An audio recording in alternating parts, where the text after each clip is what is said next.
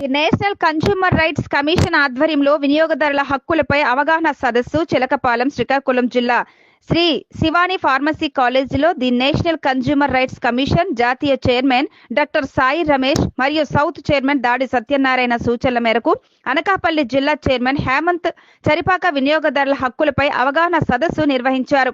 ఈ కార్యక్రమంలో హేమంత్ చరిపాక విద్యార్థులకి వినియోగదారుల హక్కుల గురించి అవగాహన కల్పించారు. మార్కెట్లో కొనుగోలు చేసిన ప్రతి వస్తువులకు బిల్లు తీసుకోవాలన్నారు.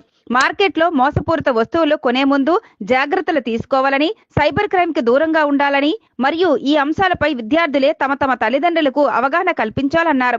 కార్యక్రమంలో Shivani college principal doctor Raj Kiran, Venkatesh, Manoj, Santosh తదితరులు పాల్గొన్నారు.